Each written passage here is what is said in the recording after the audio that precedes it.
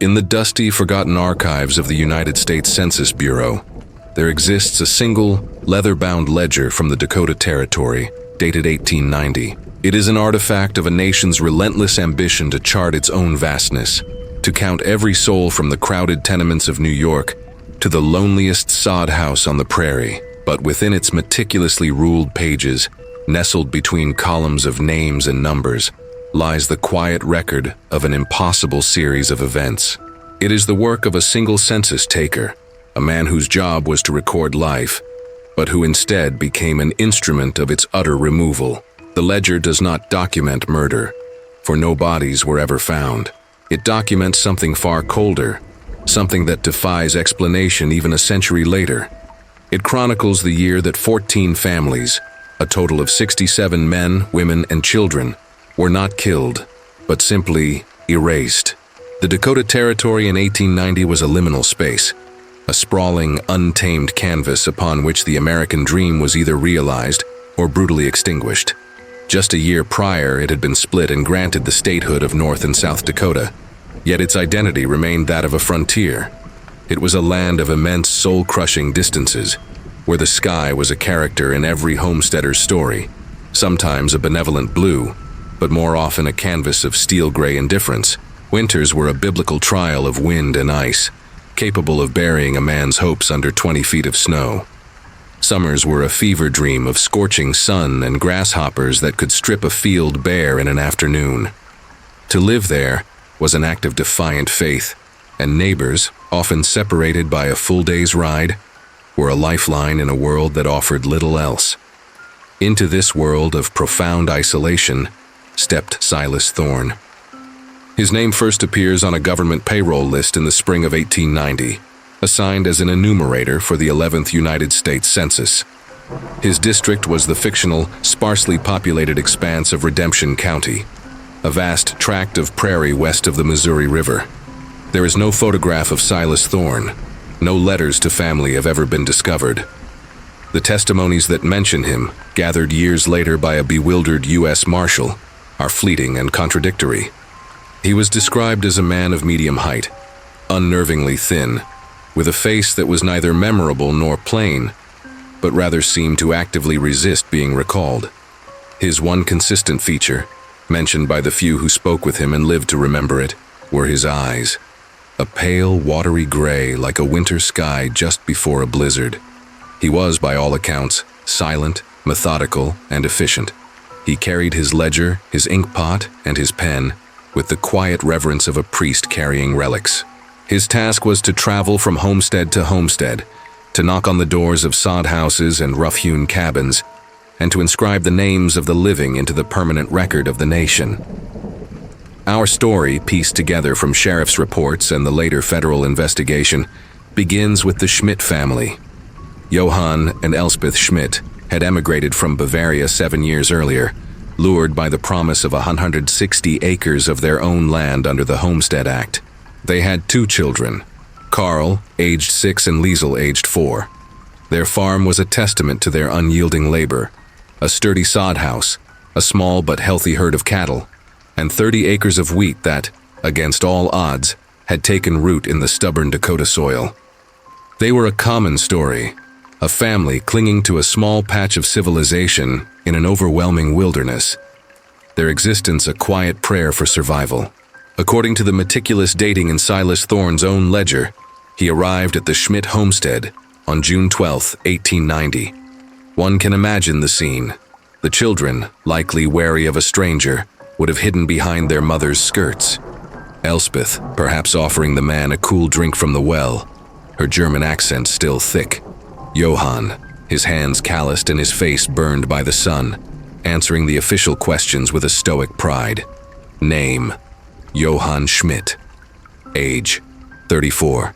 Profession: farmer. Country of origin: Germany. Silas would have noted it all down with his precise, elegant script, his pen scratching quietly in the immense silence of the prairie.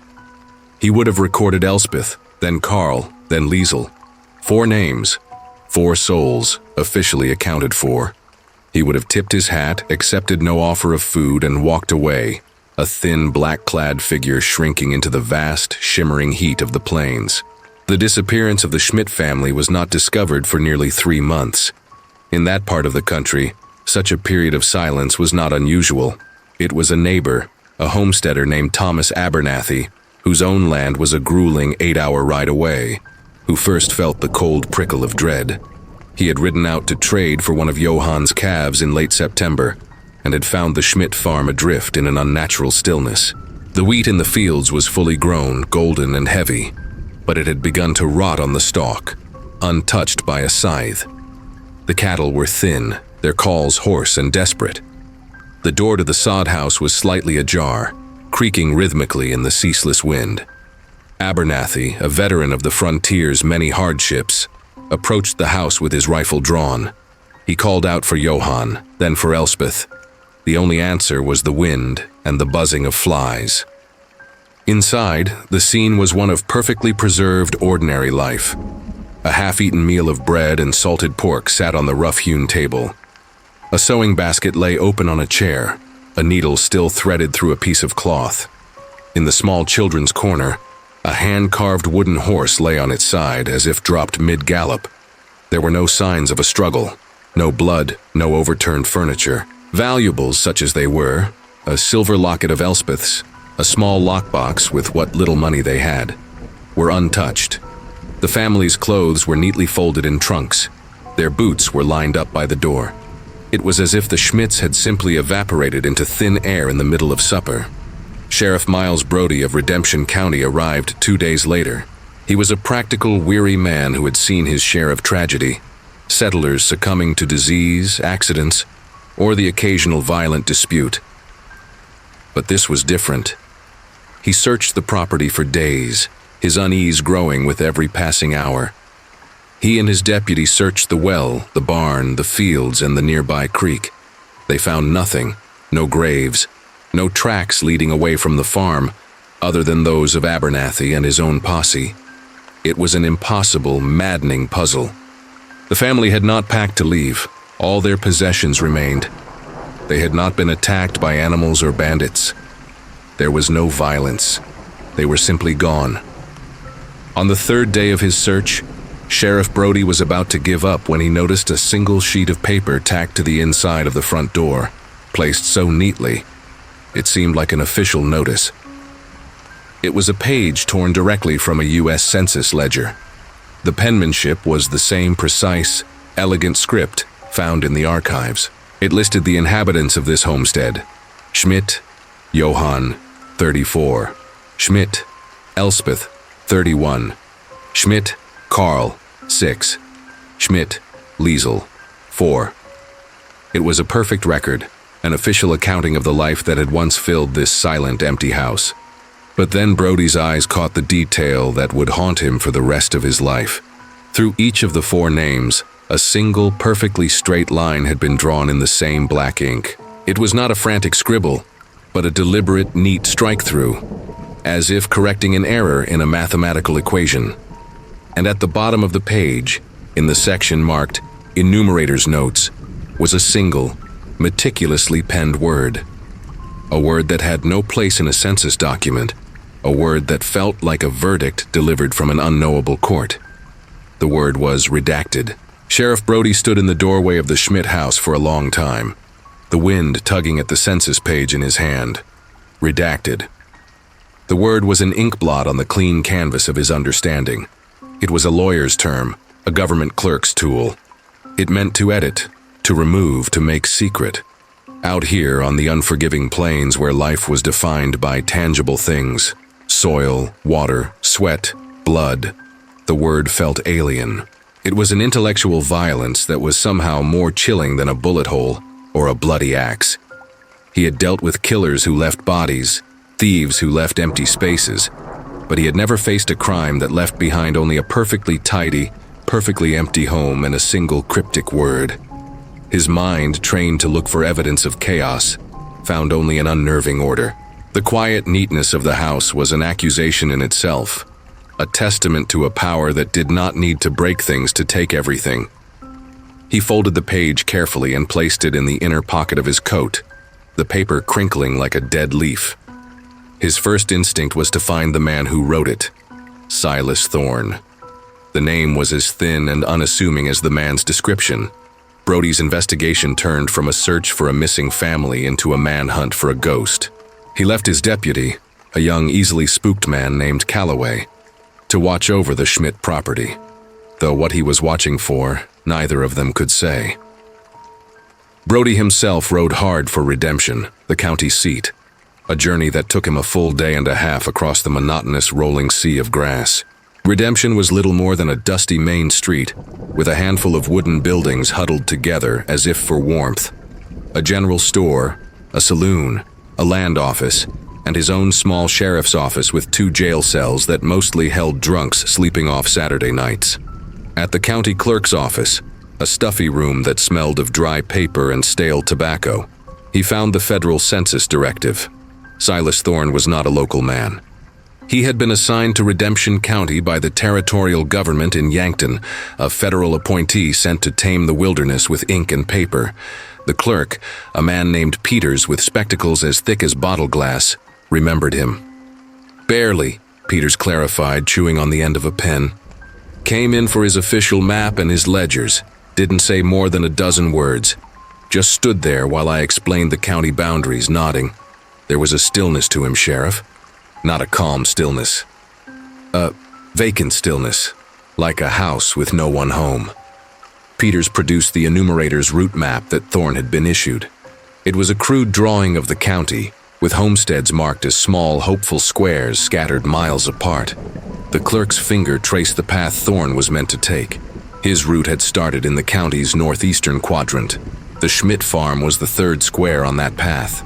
Brody's blood ran cold as he looked at the 4th square, marked with the name O'Connell.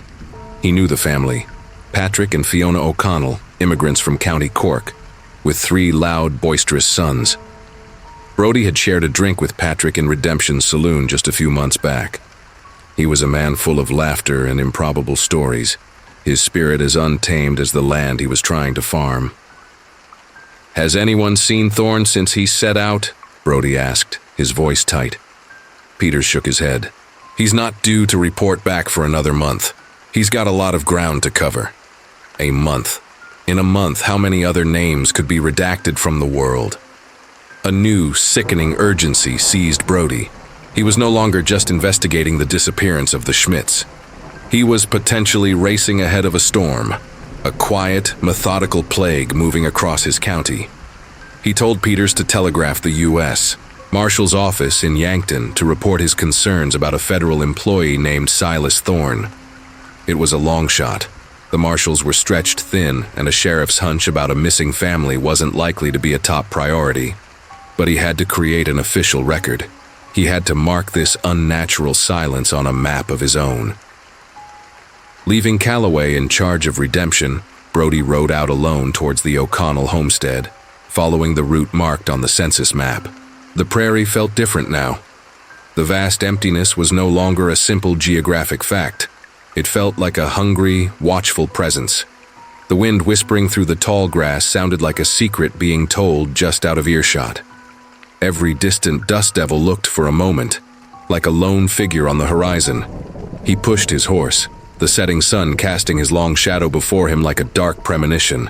He thought of Fiona O'Connell's fiery red hair and her sons' freckled faces, and he prayed he would find them cursing at their stubborn mules or patching their roof, that this was all just a wild, fearful fantasy born from an empty house and a strange word. He arrived at the O'Connell place at dawn the next day. The homestead was larger than the Schmidts, with a proper wooden cabin instead of a soddy, a testament to Patrick's skill as a carpenter. But the same profound, deathly silence hung in the air. The pigs were squealing from their pen, unfed. The chickens pecked listlessly in the yard. Brody dismounted, his hand resting on the grip of his Colt revolver. The front door of the cabin was shut tight. He knocked, the sound echoing unnaturally in the morning quiet. "Patrick, Fiona, it's Sheriff Brody." He waited. Nothing. He tried the handle. It was unlocked. The scene inside was a haunting echo of the Schmidt house, yet tailored to the O'Connell's specific life. 5 plates were set on the table, a pot of stew, cold and congealed over a long dead fire. One of the boy's whittling knives lay on the floor next to a half-finished wooden bird. A fiddle, Patrick's prized possession, was propped in a corner, its bow resting on a nearby chair as if its owner had merely paused mid-song. Everything was in its place, every object a silent scream of a life interrupted. Brody moved through the small cabin like a man in a dream, his boots thudding on the wooden floorboards.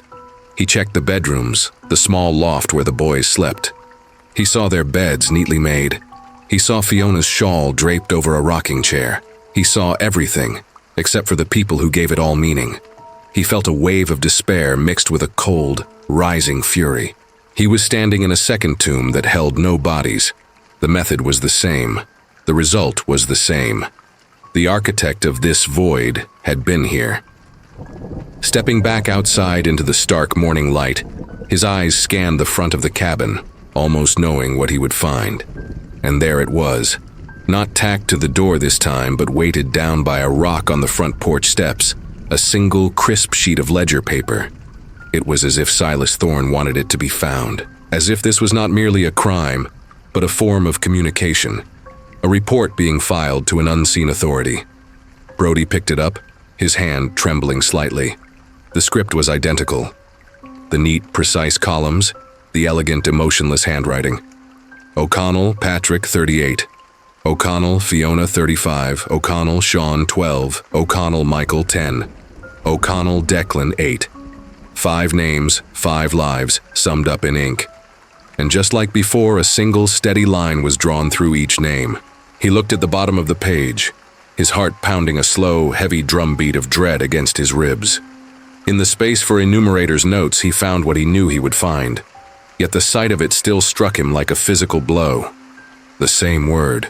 The same cold, bureaucratic finality, redacted. It wasn't a coincidence. It wasn't a mystery. It was a pattern. Sheriff Brody looked up from the page, his gaze sweeping across the vast, empty horizon.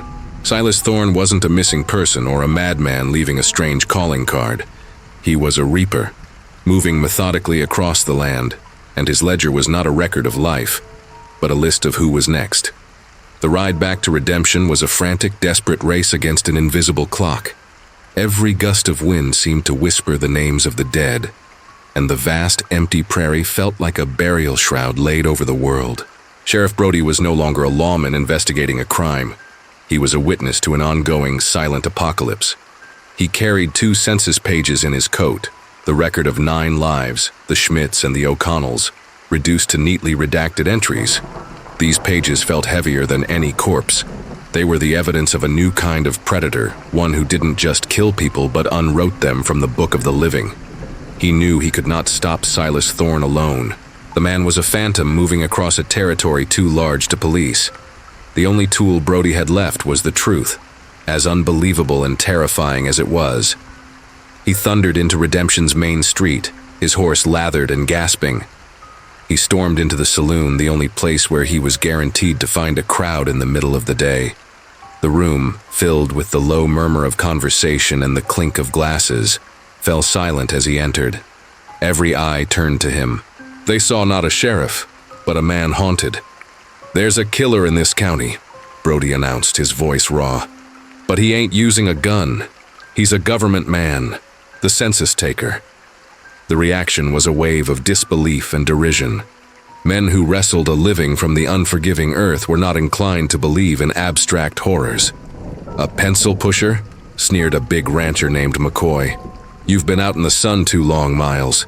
But Brody laid the 2 census pages on the bar, the names and the stark black lines visible to all. He described the 2 homesteads, the eerie, undisturbed silence, the food on the tables, the complete absence of 9 people.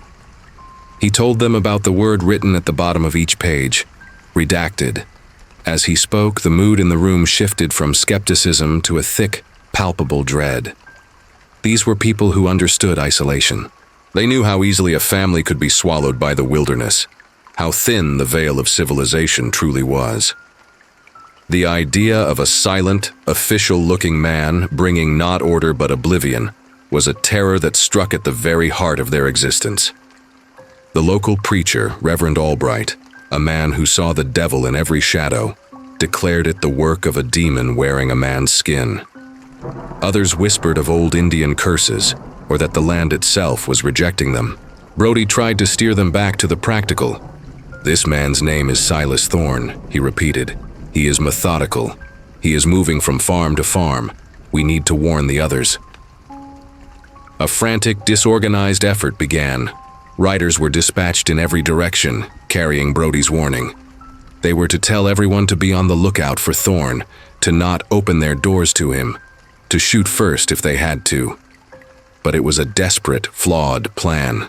The homesteads were scattered like stars in the sky, and some families wouldn't see a visitor for months. They were trying to spread a warning across an ocean of grass, and they were already days behind.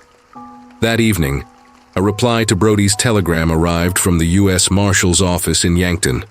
The message was brief and bureaucratic. Concerns regarding enumerator Thorne noted. Deputy Marshal Sterling assigned to investigate. Arrives redemption in 3 days. 3 days. It felt like a lifetime. Brody was on his own. That night, unable to sleep, Brody was consumed by a nagging thought. The scenes at the 2 homesteads were identical in their pattern of interruption. But was there anything else? Was there something Thorne left with?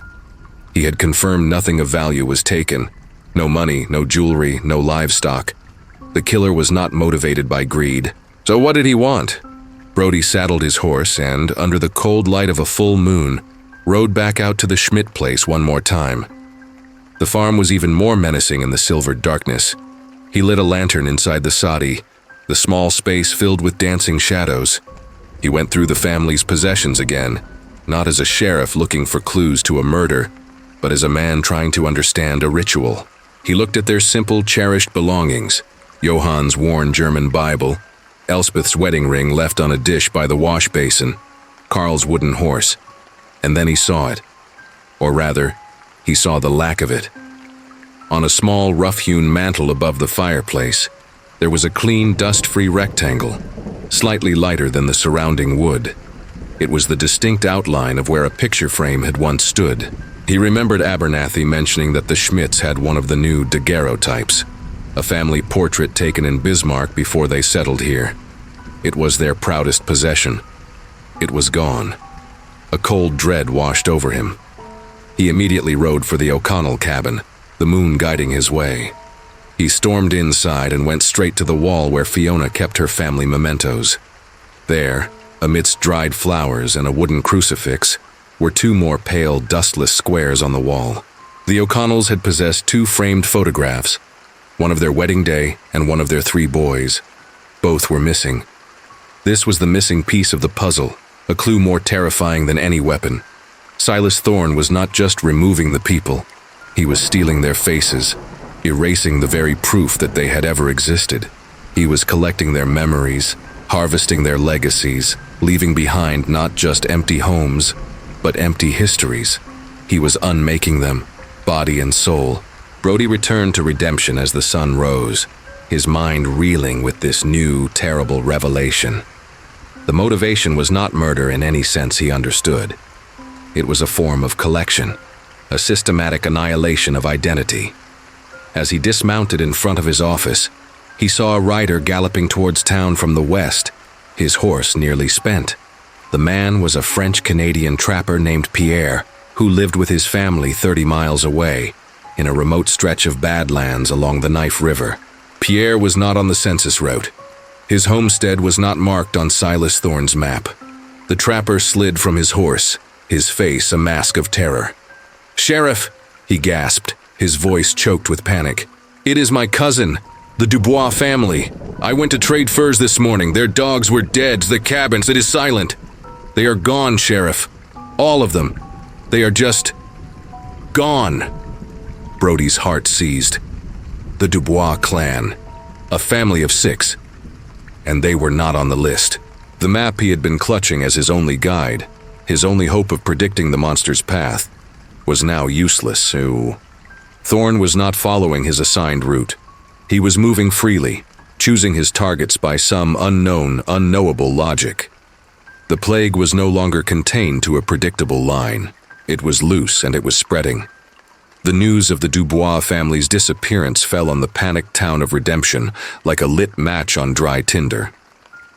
The trapper's story confirmed their deepest fears. The monster was not following a map. He was not a methodical bureaucrat moving in a predictable line. He was a hunter, and the entire county was his hunting ground. Sheriff Brody gathered a small, grim-faced posse, including the rancher McCoy, whose earlier skepticism had curdled into a cold, grim fury. They rode west into the jagged Badlands, a landscape of eroded rock and twisted gullies that looked like a scar on the face of the earth. It was a place where a man could easily disappear by accident, but Brody knew this was no accident. The Dubois homestead was a collection of rough, sturdy log cabins nestled in a ravine, reeking of wood smoke and tanned hides.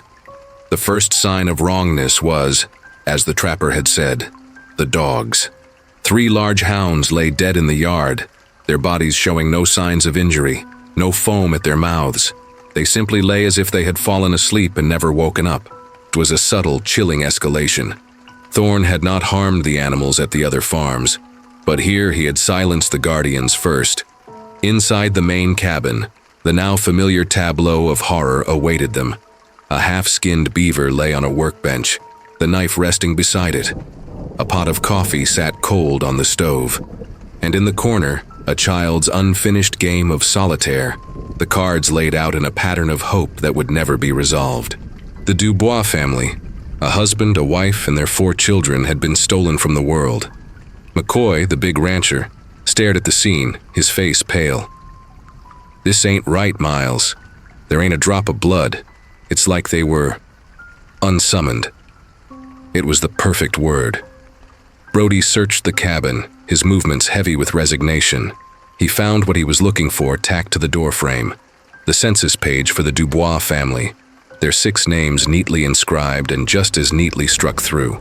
Below them, the cold, final word, redacted. He then went to the mantel where he knew the family kept a treasured hand-tinted photograph of themselves. The space was empty, the ghost of the frame visible in the dust. 15 people, 3 families, and the only evidence was a killer's meticulous paperwork and the stolen images of his victims. They returned to Redemption with the news, and the town began to lock itself down. For the first time, a collective fear took hold. Men who had faced blizzards, droughts, and the threat of starvation were now terrified of a silent man with a ledger. They boarded their windows and barred their doors, trusting no strangers. The fragile bonds of community, once their greatest strength, began to fray, replaced by suspicion. Every traveler on the horizon was a potential threat. Every knock on the door a possible prelude to oblivion. Brody felt his authority, his very ability to protect these people, slipping through his fingers like fine dust. He was a sheriff in a town that had become a prison, and the warden was a ghost he couldn't find. It was into this atmosphere of simmering panic that Deputy U.S. Marshal Jasper Sterling arrived. He rode into town on a sleek black horse, a stark contrast to the dusty, work-worn mounts of the locals. He was a young man, dressed in a clean, well-tailored suit and a city hat, his face clean-shaven and set with an expression of crisp, professional confidence. He looked less like a frontier lawman and more like a banker sent to foreclose on a delinquent property. He dismounted in front of the sheriff's office and strode inside, his spurs clicking with an authority that Brody found immediately grating. "Sheriff Brody?" Sterling asked, his voice sharp and educated. "Deputy U.S. Marshal Sterling. I've been sent from Yankton to look into this situation," and you reported. Brody, exhausted and grim, gestured to a chair. He spent the next hour laying out the whole impossible story. The Schmidts, the O'Connells, the Dubois. He described the unnervingly peaceful crime scenes, the missing families, and the single connecting thread of Silas Thorne. He finished by placing the 3 census pages on the desk between them. Sterling picked one up, examining it with a detached curiosity. He held it up to the light, studied the penmanship, and then placed it back on the desk with a faint, dismissive smile. "Sheriff, I've been a marshal for 5 years," Sterling began, his tone condescendingly patient.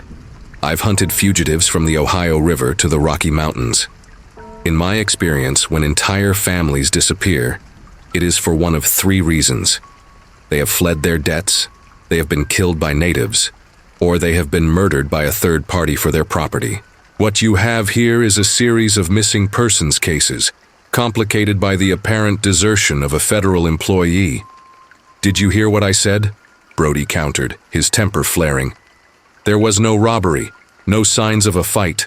The natives in this territory have been peaceful for a decade, and these families didn't flee. You don't flee and leave your only money and your children's toys behind. You didn't see the homes.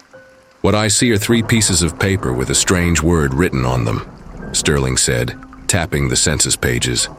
It's a calling card, certainly, the work of a disturbed individual. But this theory of yours, Sheriff, this erasing and unmaking, it sounds more like a ghost story than a federal investigation. My job is to find Mr. Thorne, who is a person of interest, and to locate the missing families, who are most likely alive and hiding or dead and buried somewhere on their land. It's a matter of proper procedure. The gulf between them was as wide as the prairie. Sterling, with his unwavering faith in logic and procedure, could not comprehend the nature of the thing Brody was describing. To him, crime was a solvable equation of motive and opportunity. To Brody, this was like trying to arrest the wind. There are no bodies, Marshal, Brody said, his voice low and dangerous. I have dug up half the Schmidt property myself. There is nothing to find. Sterling stood up, adjusting his coat. He was taking charge. Perhaps you simply didn't know where to look, Sheriff. My jurisdiction here is absolute. From this point forward, this is a federal matter. You will answer to me. First thing tomorrow morning, you will escort me to the first of these locations, the Schmidt farm. I want to see one of these ghost houses for myself. He picked up one of the redacted pages again, turning it over in his hands. We will start from the beginning, and we will find a rational explanation for all of this. He looked at Brody, his eyes filled with the cool certainty of a man who had never had to face the impossible. Brody simply nodded, the profound, weary knowledge of what awaited the marshal at that silent, empty homestead, settling in his own gut like a cold stone. The real investigation was about to begin, and he knew Sterling's rational world was not going to survive it. The dawn broke cold and clear over Redemption, the sky a pale, unforgiving gray. The ride out to the Schmidt homestead was a tense, silent affair. Deputy Marshal Sterling, determined to project an aura of federal control, attempted to interrogate Brody with a barrage of procedural questions. Did you make a complete inventory of the household items, Sheriff? Were the cattle brands documented? Have you questioned all adjacent landowners regarding any unusual visitors in the past 3 months? Brody's answers were clipped and sparse. It's all in my report. There are no adjacent landowners for 15 miles, and there were no visitors, unusual or otherwise. Sterling, frustrated by the sheriff's laconic replies, eventually fell silent, his gaze fixed on the endless horizon, his jaw tight with resolve. To Sterling, the prairie was a problem of logistics, a vast, inefficient space that hindered proper police work. To Brody, it was the accomplice. Its immense silence was what allowed a man like Silas Thorne to operate. Its emptiness was not a lack of features, but a presence in itself. A quiet, hungry entity that had swallowed 3 families whole. As they approached the Schmidt farm, Brody watched the marshal's face. He saw the flicker of surprise in Sterling's eyes at the sight of the sod house, a dwelling that was more a part of the earth than built upon it. He saw the city man's professional assessment of the scene. Isolated, vulnerable, a perfect location for a crime. Sterling still believed he was hunting a common murderer. They dismounted, and Sterling began his work with a methodical precision. He walked a slow, deliberate circle around the homestead, his eyes scanning the ground for tracks, for a dropped button, for a single spent cartridge. He found nothing but the tracks they themselves had made on previous visits. He ran a gloved hand along the doorframe, checking for splinters or marks of forced entry. There were none. He entered the house, Brody a few steps behind him, and for the first time, the marshal's brisk, confident movements faltered. The sight of the half-eaten meal on the table, the undisturbed dust, The profound and patient stillness of the room had an effect that Brody's words never could. It was one thing to hear about an abandoned home. It was another to stand inside it and feel the very air thick with unanswered questions. "They were called away," Sterling said, his voice more a self-assurance than a statement to Brody. "An urgent message, a family sickness. They would have taken the children's winter coats," Brody replied quietly, gesturing to two small woolen coats hanging on pegs by the door. "June nights on the prairie are cold, and they wouldn't have left this." He pointed to the clean rectangle on the mantel. That was their family portrait, a daguerreotype. Cost them nearly a month's earnings. It was the only thing they had to remember the old country, the only thing they had to prove to themselves they had made a life here. A man running from dead or a wife fleeing a husband doesn't leave that behind. It's the first thing they take. Sterling stared at the empty space on the mantel, his brow furrowed. This was a detail that didn't fit his neat, logical scenarios. A thief would take the silver locket, not a photograph in a cheap wooden frame. A killer would leave the photograph, having no use for it. The marshal's certainty began to show the faintest of cracks. He said nothing, instead turning his meticulous attention to the rest of the small home. He checked under the beds, lifted the floorboards, and sifted through the cold ashes of the fireplace. It was in Johann Schmidt's worn, leather-bound Bible that he found it.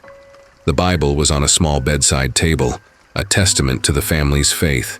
As Sterling thumbed through the delicate pages, a single object, pressed flat between the Old and New Testaments, fluttered to the floor. It was a flower. Perfectly preserved pressed edelweiss, its white star-like petals still intact. Brody recognized it from his own mother's stories of the Alps. It was a flower that did not grow here. It grew on the high, rocky mountainsides of Germany and Austria, the Schmidt's homeland. Sterling picked it up, holding it in his gloved palm. The clue was so profoundly strange, so deeply personal. It defied all classification. "What the hell is this?" Sterling whispered, his voice losing its sharp, authoritative edge for the first time. "It's a memory," Brody said. "A piece of a place they could never go back to. Thorne didn't just take their future, he's leaving his mark on their past." The flower was a psychological blow. It transformed the crime from a simple, brutal act of violence into something intimate and ritualistic. It suggested a perpetrator who didn't just hate his victims, but who understood them, who took the time to know their histories and their deepest longings before he unmade them. It was an act of profound, calculated cruelty, a poetic gesture in a story that should have been simple prose. The methodical enumerator, the silent man with the ledger, suddenly had a new, terrifying dimension. He was a collector not just of faces, but of symbols. Sterling wrapped the flower in his handkerchief and placed it carefully in his coat pocket.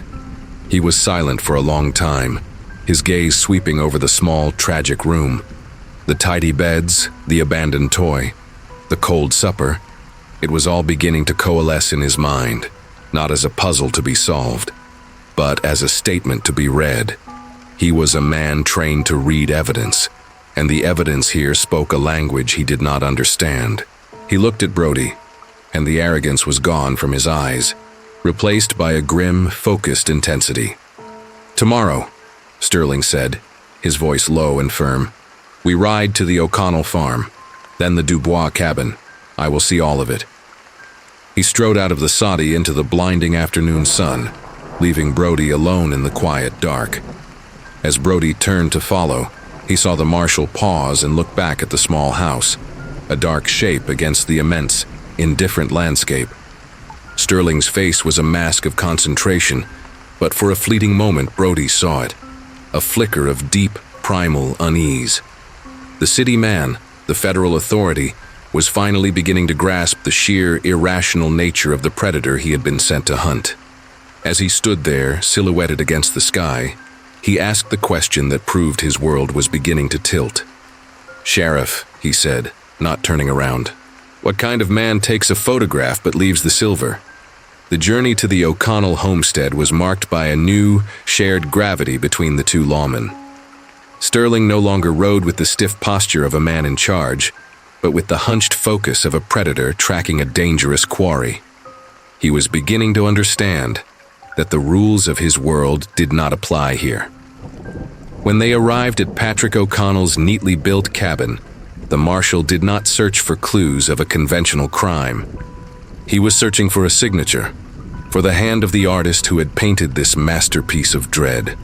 He moved through the silent home with a grim reverence, his eyes cataloging the evidence of a stolen life: the cold stew, the silent fiddle, the half-whittled bird.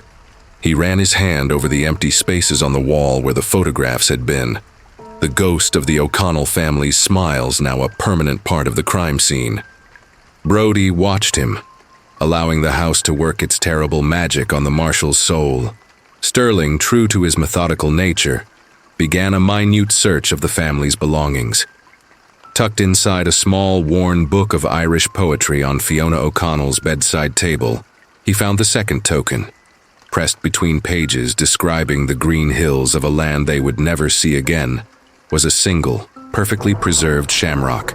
Sterling stared at it in his palm, the vibrant green a shocking speck of life in a house filled with the stillness of death.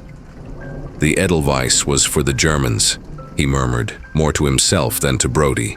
The shamrock for the Irish. My God, Sheriff, this is personal. He knows who they are. The realization deepened the horror. Thorne was not an indiscriminate force of nature. He was a scholar of his victims, a connoisseur of their origins and their dreams. The tokens were not random. They were intimate, symbolic footnotes to each family's erasure. Their next stop was the Dubois homestead in the Badlands, and it was there that Sterling's remaining composure finally broke. The sight of the 3 dead hounds, their bodies peaceful but profoundly wrong, was the first piece of tangible violence he had seen.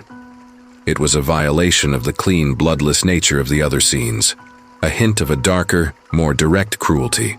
Inside, the now familiar pattern greeted them. The interrupted life, the empty space on the wall where a photograph should be, and the census page on the door, the name Dubois, and the names of 5 other family members all neatly struck through. Redacted.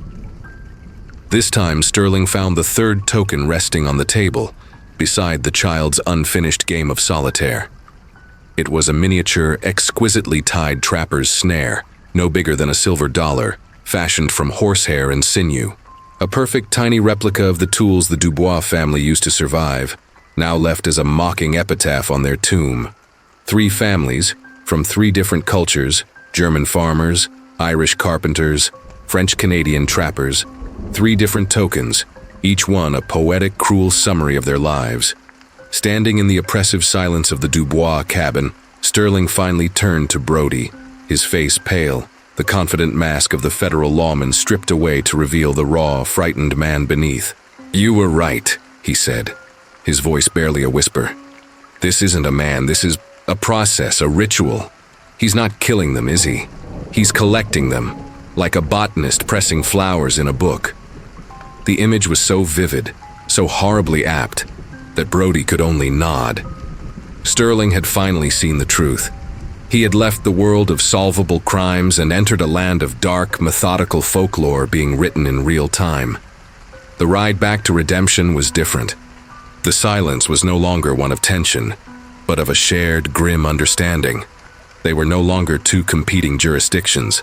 They were 2 soldiers in a war against an enemy whose motives were as alien as the dark side of the moon. "His map is useless," Brody said, breaking the long silence. "The Dubois family proves he's not following his route, so how does he choose them?" "It isn't about geography," Sterling reasoned, his mind now working on this new, terrifying plane of logic.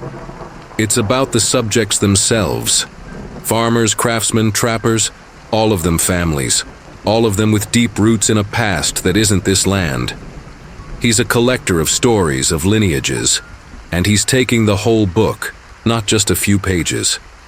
They entered redemption just as dusk began to bleed across the sky, painting the clouds in shades of purple and blood orange. The town was quiet, the streets empty, the windows of the houses like vacant eyes staring out into the twilight. As they dismounted in front of the sheriff's office, A young boy, the son of the general store owner, came running towards them, his face flushed with excitement and fear. "Sheriff Brody, Marshal," the boy panted. "I seen him. I think I seen the census man." Brody and Sterling exchanged a sharp, sudden look. "Where?" Brody demanded, grabbing the boy's shoulder. "Out by Miller's Creek," the boy said, pointing east. "I was checking my fishing lines. He was just sitting on a rock way out in the prairie, miles from any road. He didn't see me. He was just watching." "Watching what?" Sterling pressed, his voice urgent. Was he looking at a homestead? Was he planning something? The boy shook his head, his eyes wide with the strangeness of the memory. "No, sir, there's nothing out there. He was just watching a hawk, a big red tail, circling way up in the sky. He was watching it, and he was drawing it." The boy paused and delivered the detail that stopped both lawmen's hearts. "He was drawing it in a big leather book, just like the one you said he carries." Brody and Sterling looked at each other, a new, more profound horror dawning between them. He wasn't hiding, he wasn't fleeing. He was out in the open, patiently studying the native life of the prairie, the predators of this land. He was mapping not just the people, but the terrain, the animals, the very soul of the territory. He wasn't just passing through, he was becoming a part of it. The man with the ledger was no longer just a hunter of families. He was an ecologist of oblivion, and his study was far from complete. The boy's story sent a jolt of electricity through Brody and Sterling. Thorne wasn't just close, he was confident, brazenly sitting out in the open as if he were a naturalist on a Sunday stroll. There was no more waiting. Within minutes, a posse of 10 armed men, including McCoy and the boy's father, a grim-faced store owner named Henry Rawlings, was assembled. They rode east towards Miller's Creek, a silent, determined unit moving through the gathering twilight. They were no longer just a posse. They were a hunting party, and for the first time they felt they might have the scent of their prey. They found the spot easily, a large flat rock overlooking the meandering creek, offering a panoramic view of the vast, empty plains. Thorne was long gone, but he had left something behind. Propped against a smaller stone was a single sheet of paper, a page torn from his ledger. On it was a drawing of a red-tailed hawk, just as the boy had described. The detail was astonishing, each feather rendered with an almost scientific precision. The bird was captured in a moment of descent, its talons outstretched, its eyes fixed on some unseen prey below. But as Sterling held it up to the fading light, he and Brody saw the chilling, deliberate wrongness of it. The hawk's eyes were not the flat black beads of a bird of prey. They were rendered with the unmistakable detail of human eyes, filled with an intelligence that was both recognizable and profoundly alien. It was a portrait of a predator, drawn by a predator, and it was a message. "I see everything." As Brody took the drawing, another sheet of paper tucked beneath it fluttered to the ground. This one was not a drawing. It was covered in Silas Thorne's same meticulous script. But it was not a list of redacted names. It was a page of notes, a detailed, terrifying study of a single family, the Rawlings. Henry Rawlings, the store owner, snatched the page from Brody's hand.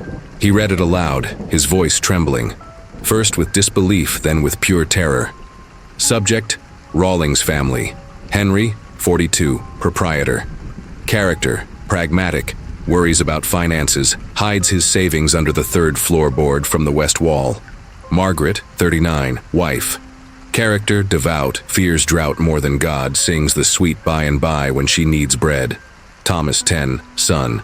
Character: inquisitive, dreams of seeing a train, believes a monster from his storybooks lives in the cellar. The notes went on, listing their daily routines, snippets of overheard conversations, their private hopes and fears, all documented with the cold detachment of an entomologist studying a colony of insects. A wave of sickness and fury washed over the men. Thorne hadn't just been watching the hawk, he had been watching redemption. He had been walking their streets, listening at their windows, studying them, learning them. The knowledge was a violation far more intimate than any physical trespass. Henry Rawlings looked at his friends and neighbors, his face pale with a new horrifying suspicion. How could he know these things? He whispered. Someone must have talked to him. The seed of paranoia was planted. The posse, which had ridden out as a united force, now looked at each other with furtive, untrusting eyes. They returned to town under the cover of darkness, the chilling knowledge of Thorne's surveillance sitting like a stone in their guts. The town's fear, once a roaring fire, now became a creeping, silent rot. The enemy was not just outside the walls, he was inside their lives, inside their heads. For Brody and Sterling, the mission had changed irrevocably. It was no longer a manhunt across the open prairie. It was a siege. Thorne had announced his next target, the Rawlings family. "He's toying with us," Sterling said, his voice a low, angry growl as they stood in his office. "This is a game to him. He could have taken them at any point. Instead, he warns us. He wants us to watch." "So we'll set a trap," Brody countered. "He's coming for the Rawlings family. We'll be waiting for him." The plan was simple and desperate. The Rawlings' small house behind the general store was too vulnerable. Instead, the family would be moved into the store itself. It was a larger, more defensible building with thick walls and fewer windows. McCoy and 2 other trusted men would guard the back, while Brody and Sterling would watch the front. Henry Rawlings, armed with a shotgun and a father's terror, would stay with his wife and son in the cellar, the very place his son believed a monster lived. As night fell, a profound silence descended upon Redemption. The street was dark, the houses shuttered. The entire town seemed to be holding its breath. Inside the general store, the air was thick with tension. Every groan of the building, every gust of wind rattling the windows, sent a fresh jolt of adrenaline through the waiting men. Hours passed. The moon climbed high into the black sky, its pale light filtering through the grimy front windows, casting long, distorted shadows across the room. Brody and Sterling sat in chairs, their rifles across their laps, their eyes fixed on the front door. It was well past midnight when it happened. There was no sound, no warning. A small dark object slid silently from under the front door, coming to a rest in the middle of the floor. It moved with an unnatural smoothness, as if pushed by a phantom hand. For a moment, both men just stared, their hearts frozen. It was a small, square object catching the moonlight. Sterling slowly rose, his pistol drawn, and crept towards it. Brody covered him, his own rifle aimed at the door. The marshal knelt down and carefully picked it up. He turned back towards Brody, his face a mask of utter disbelief and horror in the gloom. "My God," he whispered. It wasn't a note. It wasn't a threat. It was the daguerreotype, the small, framed family portrait of the Schmidts, the first family to be erased. Silas Thorne had returned one of his trophies. He was not just coming to take a new family. He was bringing the ghosts of the old ones with him. The game had just changed again, and the rules were becoming more terrifyingly insane with every move. The appearance of the Schmidt family's daguerreotype was a masterful act of psychological warfare. It was a declaration from Thorne. "I am here, I am watching, and I hold the ghosts you are trying to avenge." The silence that followed was more terrifying than any scream. Inside the store, the men waited, their nerves stretched to the breaking point. Sterling, for all his federal training, found himself gripping his rifle with white knuckles, his eyes darting towards every shadow. Brody, meanwhile, felt a strange sense of calm settle over him. The game had come to them. The phantom had finally stepped into the light, and the waiting was almost over. Minutes stretched into an hour. The only sound was the frantic pounding of their own hearts and the sighing of the wind outside. Then, another object slid silently from under the door. It was a single, well-used fiddle bow, Patrick O'Connell's bow. Sterling and Brody exchanged a look of horrified understanding. Thorne was emptying his pockets. He was returning the artifacts, laying the lives of the dead at their doorstep. A moment later, a small, expertly carved whittling knife, one of the O'Connell boys, appeared next to the bow. Then came a small, intricately woven trapper's snare, the totem from the Dubois cabin. He was building a shrine to his victims, forcing the defenders to confront the full scope of his work. The pressure was becoming unbearable. Henry Rawlings, listening to the silence from the cellar, could take no more. Convinced the danger had passed, and desperate for news, He unbarred the cellar door and started up the steps. "What's happening out there?" he whispered hoarsely. "Get back down there, Henry," Brody hissed, waving him back frantically. But it was too late. As Rawlings's head cleared the top of the stairs, a sound cracked the silence from outside. Not loud, but sharp and clear. It was the sound of a single pane of glass in the front window fracturing, a perfect spider-webbing crack emanating from a central point, though nothing had struck it. All eyes snapped towards the window. For a split second, a pale, thin face was visible in the moonlight, its watery gray eyes locking with theirs before vanishing into the darkness. It was the signal. Brody and Sterling burst out the front door, rifles raised, their eyes scanning the empty, moonlit street. He was gone. The street was as silent and still as a graveyard. There was no sign of him, no running footsteps, no trace. It was as if he had dissolved into the shadows themselves. But he had left one final message. Pinned to the front door of the general store with a skinning knife was a fresh page from his census ledger. On it, the names of the Rawlings family were written in his perfect, elegant script. And through each name, Henry, Margaret, and their son Thomas, was a single, neat black line. At the bottom of the page, the verdict had been delivered. Redacted.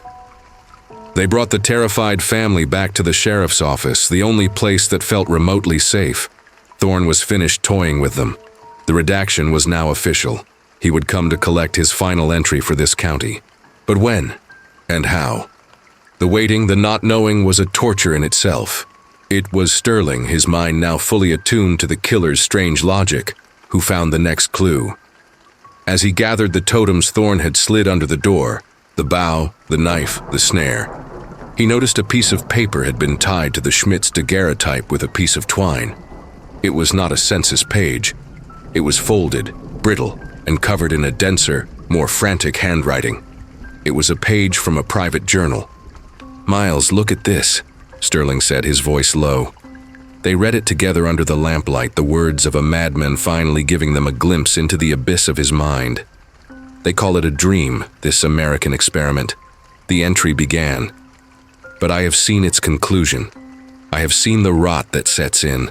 The hope on their faces when they arrive curdles into desperation. The faith in their hearts is ground into dust by the unforgiving soil, by the merciless sky. They come here to build, but the land unbuilds them. It strips them of their songs, their memories, their very souls, leaving behind hollow, weathered husks. They believe they are pioneers, but they are merely fuel for a fire that consumes everything. My work is not murder. Murder is an ending. I provide a preservation. I am a curator of the moment of peak hope. I take them when their faith is still intact, when the family is still a perfect, unbroken unit. I redact them from the narrative before the story turns to tragedy. I am not an executioner. I am an archivist of souls." The journal entry was a key, a horrifying, insane key, but a key nonetheless. He saw himself as a savior, a rescuer. Brody's mind flashed back to the tokens, the Edelweiss, the shamrock, symbols of the homelands the settlers had left behind, the very source of their hope. Thorne treasured that hope, and he preserved it by annihilating the people who carried it. At the bottom of the journal page was one final chilling sentence. "Tonight, I will complete the Rawlings collection at the place where all pioneers are born and broken. The Forge." "The Forge?" Sterling asked. Brody's blood ran cold. He knew the place. It was the town's abandoned blacksmith forge at the far end of the street. It hadn't been used in years. A dark, cavernous building full of shadows, rusting tools, and the ghosts of old ambitions. It was the perfect stage for Thorne's final act. He had named the time, and now he had named the place. The psychological game was over. He was inviting them to a direct confrontation, to a final, bloody conclusion amongst the cold iron and dead fires of a broken dream. The journal page was a confession and a challenge. Silas Thorne had invited them to his stage. There was no more guesswork, no more frantic chasing of a phantom across the plains. There was only the forge. Brody and Sterling looked at each other, a grim, silent understanding passing between them. A large posse would be a liability, a clumsy, noisy intrusion into a space Thorn had chosen for its silence and shadows. This had to be their fight. They left Henry Rawlings and his family in the secure back room of the sheriff's office, guarded by McCoy and 3 other men sworn to shoot anything that moved. Then, the 2 lawmen stepped out onto the deserted main street of Redemption.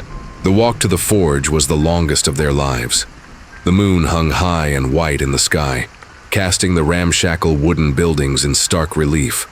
Their boots on the dusty street sounded like cannon shots in the oppressive quiet.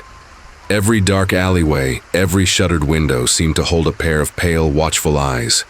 They were walking through Thorn's town now, and they were the only 2 souls brave or foolish enough to be outside. The blacksmith's forge stood at the very edge of town, a hulking dark shape silhouetted against the plains. Its great doors were slightly ajar, an open mouth leading into a cavern of blackness. The air itself felt cold, heavy with the metallic scent of rust and the faint, bitter smell of long-dead coal fires. With rifles raised, they slipped inside, their eyes struggling to adjust to the gloom. Moonlight lanced through cracks in the high, vaulted roof, illuminating dust motes dancing in the air like lost spirits. The massive, silent anvil stood in the center of the room like a sacrificial altar, and the great, cold hearth was a gaping maw. At first, the forge seemed empty, a tomb of forgotten industry. But as they moved deeper, past piles of rusted tools and half-finished wagon wheels, they saw it. In the far corner, arranged with the obsessive precision of a museum curator, was Silas Thorne's masterpiece. His collection, the 4 stolen daguerreotypes, the Schmidts, the O'Connells, the Dubois, and the Rawlings family, were propped up in a neat line on a long, dusty workbench. Below each portrait, the corresponding token was placed like a holy relic: the pressed edelweiss, the shamrock, the miniature snare. For the Rawlings family, there was a small, well-read copy of the Pilgrim's Progress, stolen from their home. The entire space was a shrine to his madness. The walls were covered with dozens of his sketches. There was the hawk with the human eyes, alongside a wolf, a bison, and a snake, all rendered with the same terrifying, intelligent gaze. And there were the books.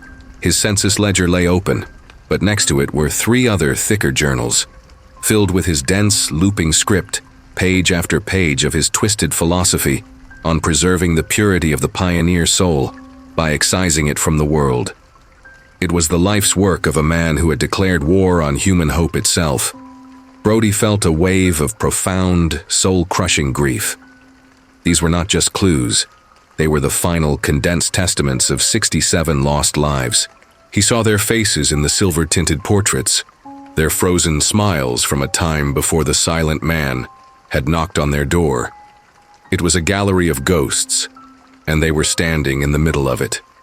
While Brody was lost in the horror, Sterling's sharp, procedural eyes caught a detail on the open census ledger, which lay on the anvil.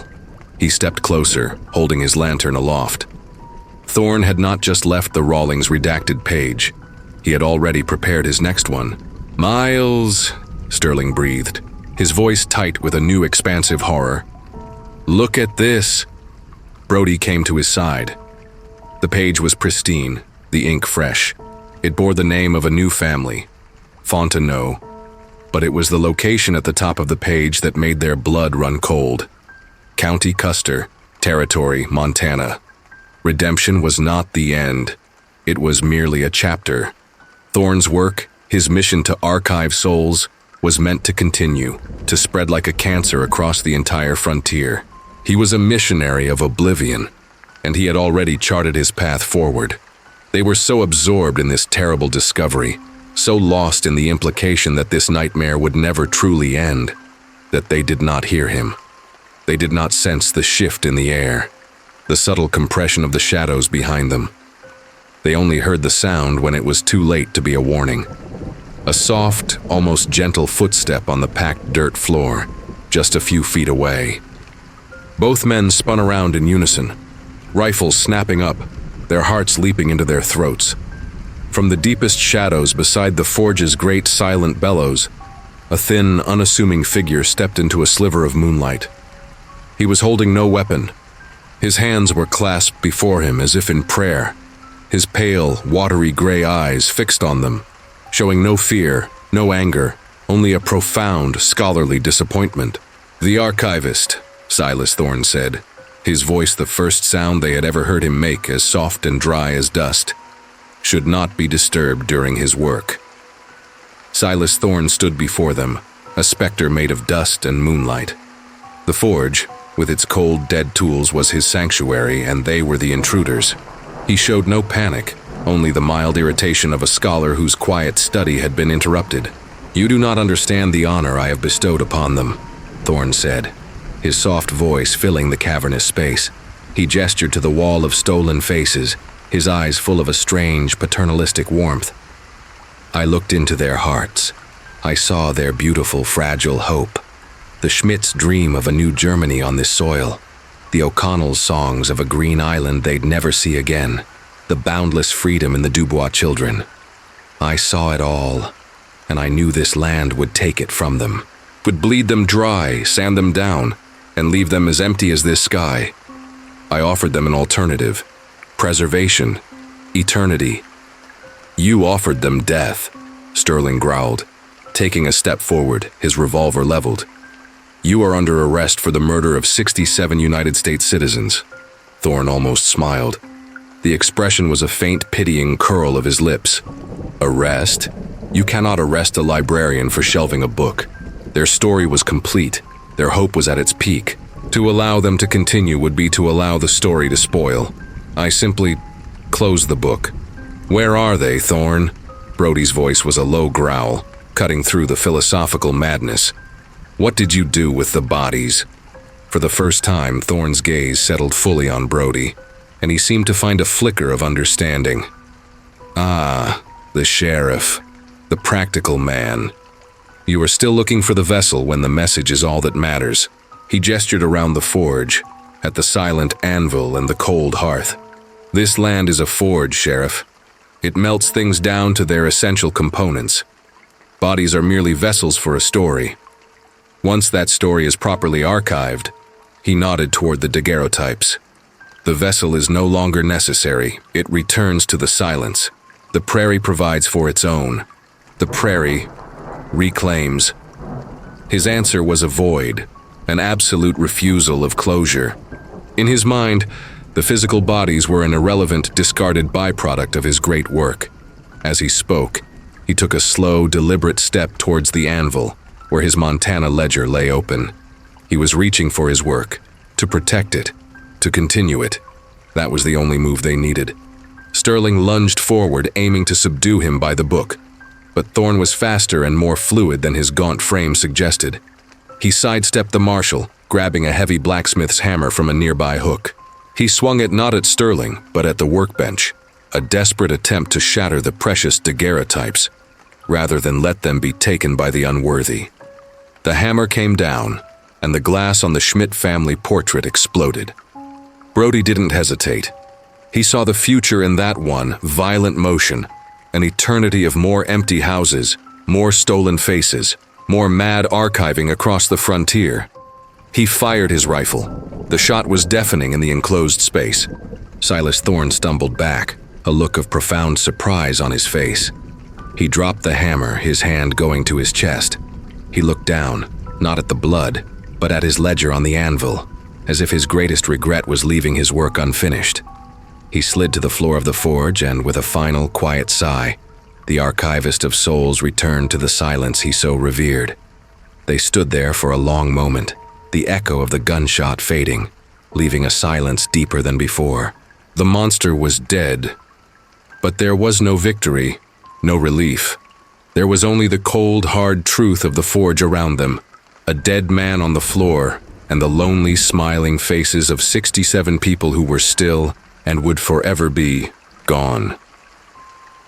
The narrative voice shifts, becoming a detached, documentary-style summary. The death of Silas Thorne in the autumn of 1890 brought an immediate end to the string of terrifying disappearances in Redemption County.